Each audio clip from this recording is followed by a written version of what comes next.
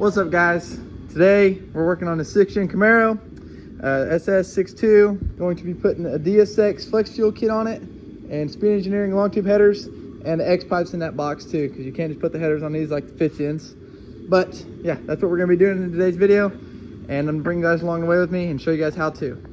All right, guys, first I'm going to be installing this DSX flex fuel kit. It's a pretty easy setup. You can kind of see the original fuel line, but my flashlight's charging rails, you'll be able to see a little bit better. But yeah, pretty much right here where the sensor's at, goes right there on the main plug-in. And then this right here, you see this curved, like, that's a little bit above a 90. Goes right there where that one's at. I mean, it's pretty self-explanatory. And I see a lot of people put these in and don't look that good. So this is what I'm gonna do to make it a little bit better looking and try to put this back in the factory spot. But yeah, and I'll show you how to run this pin and where to plug in this cool pack. This is where it gets its power and ground from. So I'm gonna start tearing it apart and show you guys, set you guys up. All right, so first what we're gonna do, get these right here, they kind of pop off there. The Camaro covers, they got little rubber grommets. They just pop off of there. Then to get this fuel line that runs across, you'll see these little tabs. Push that tab in, lift up on this tab right here. They pop up like that. I did that side already. And to get the fuel lines off, you need this 3/8 quick disconnect. DSX actually sends you with one on the flex fuel sensor. And what you're gonna wanna do is, I'll show you on this one, put this around the hard line, this part, put this around the hard line, push it in, like so, the fuel line comes right off. It's pretty easy. I'll try to do this one. This one's a little bit tougher since of the cool pack and everything in the way. If you need to, try this wiring harness right here is just held in by little push pins. Just pull up on there or get a crow's foot, they'll go back in there. So don't worry about that. Like that, bingo. Like I said, you're gonna leak a little bit of gas. Oh, well, there you go. That's what it's gonna look like. Then you're gonna grab your DSX flex fuel kit. And like I said, this 90 part goes where the original 90 went on the driver's side. And this part right here, these are the same style. They got the push pins in there. Same style. This just pushes over and you hear it click. Same on this side. Click, click, and you're done.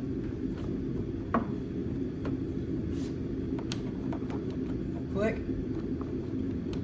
Both those clicked. Click. You're done.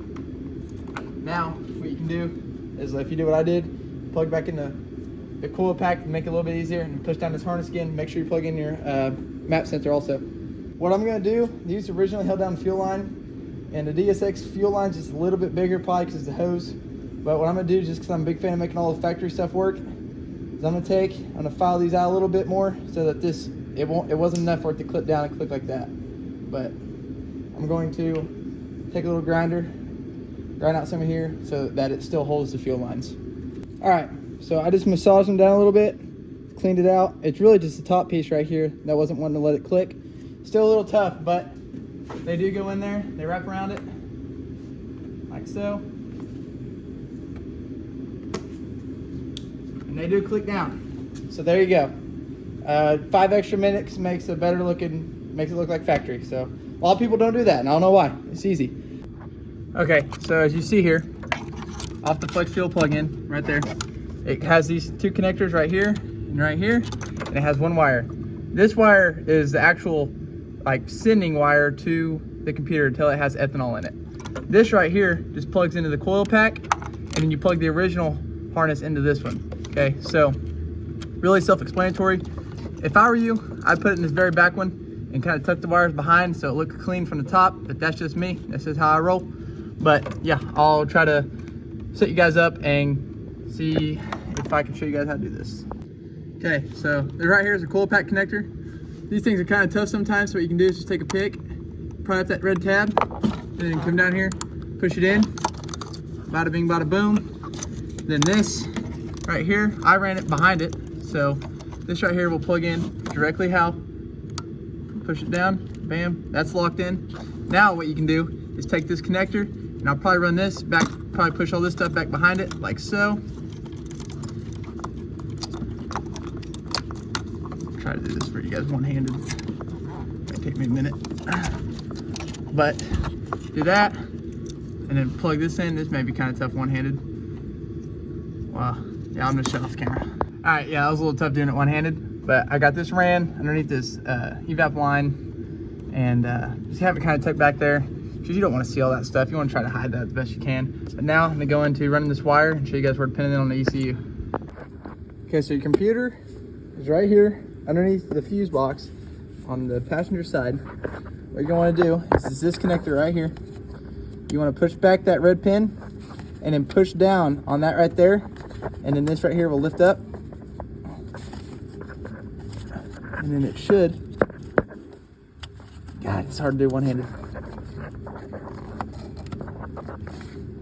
and it should lift on out of there like so. Bingo. It's a blue connector. That's how you can tell. You definitely see it's blue.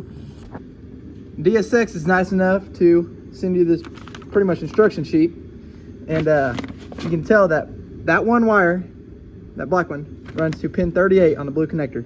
So I'll show you guys how to take apart that pin if I can fit the camera in there. Hard to do it one-handed, but this set on there like this, and you see those tabs right there. You just want to pry those up, and they hook around that little hook right there. As soon as after you pry those up, both sides, there's two, there's one right there, one right there. This thing literally lifts off. It's a whole lot easier than the LS's. DSX also says if you want to be able to move the wires, you snip that zip tie right there, and I'm going to do that just so I can move around this wiring and, you know, try to tuck it in there a little bit better, and so I can just access it a little bit better. But yeah, just run another zip tie through it, and after you're done, and it'll be right back to how it was. All right, guys, you're going to pry out that little blue piece, and on this little blue piece, you'll see these little 4 holes right here, right there, right there, right, and those 2 right there. Just stick like a small little flathead in there, and then barely press up on them and pop them up, and then just work easy, don't break this, and it should come out. But make sure you remember how that goes back on there. That big square plug goes right there. So okay, guys, this is the hardest part of the whole deal, is trying to figure out where this pin goes, because this thing kind of sucks being labeled. But if you can look right there, you can't really see it, it says 1, and then over here it says 53. So you should know that that very top gray piece right there is 1, and on a piece of paper you can see it says 1, and the next one beside it 17, 33, and 53. If you remember, there's 1 and 53, so you should know the top ones, the other 2 top ones that aren't labeled. The top one's 17, closest to 1, and the closest 53 is 33, and this goes to pin 38. So then you just count down from, you know, 33, 34, 35, 36, 37, 38. And that's where I have this black wire ran to. I have it snaked around. They send you a little extra link, so you may have to tuck it away a little bit better. So that's what I'm gonna get to doing right now. All right, so I just got this connector. Like I said, just run another zip tie through there and be done. I taped the wire we added just to the original, just so it kind of laid in there with the original, so that zip tie would hold it all down. Now I'm about to put this connector back together. You guys know, you guys took it apart, so you guys remember how to put it back together. So I don't want to show that right now because it'll be hard. But yeah, put that back together, plug it back in the computer. All right, guys, I couldn't leave it bare wire. So as you see, this new loom right here is what I've added. Single wire, it runs down under there. Have it zip tied to the main power. Zip tied out around the way, back to the flex fuel sensor. I did shorten down the actual wire because it was way too long, so I shortened it down just so it wasn't, you know, looped up and tucked away. So it is one piece. That's about how tight it is. So I like it, and it looks, you know, if you're just looking at it, you wouldn't think anything of it. So yeah, there's the flex fuel kit install. Now on to the speed engineering headers, baby. Forgot the video a little bit, but there's 2 Torx bits that hold down the valve. They're the coil pack cover, I guess you could call it. And then I just pull off the spark plug wires. Make sure if they're stuck on the plug, try to twist them and it'll break them free, and then they'll wiggle off. Don't break any of them. And then there's 5 1/2-inch or 13mm bolts. I'm gonna get those off and then lift up the car. Luckily I have a lift. If you're doing this on your back, I'll get there in a second. Okay, I'm up underneath it now. I have WD-40 with lithium grease on all the bolts. Can't really see those up there. Those, all of those. What you're gonna want to do is take out these O2 sensors. Not that one, or I mean, yeah, that one. Unplug that one. We will not be using the rear ones. I don't believe so. They might, I don't know. After you get all your bolts soaked, start undoing them. And I might as well just do both sides while you're down here. The passenger side up top's gonna be a little tough, but yeah, do all this, get all these bolts out, everything you can see. and it should drop down a little bit. Once you get all the bolts out of there, there's a band clamp right here. Loosen up this driver's side, and this will let the come off the header, and then you go up there and there's 5/13s or 1/2 inches, whatever you want to use. Get those out, and you can pull the header out through the top. After you get your factory manifold out and the cat, you want to take off the steering shaft right here, or just unhook it. I don't think it matters which one you unhook it from. Just make sure whichever one's easier for you to get back in. And I think I'm gonna do the bottom. Driver's side header's in. New plug wires and stuff are on. The gasket, all the bolts are tight, new bolts. Tip for the driver's side, going through the top and on the steering shaft, I misled you guys. The bottom one don't move, the top one does. Take out the top one. I haven't put it back in there yet because we haven't lifted it up. But take out the top one, slide out away, and put the header in through the top. It's a tight squeeze, but it will fit, obviously. Passenger side header's down in there. My best advice to you would be pull the valve cover before you try to install the header. It is a pain, and it was definitely a two-man job.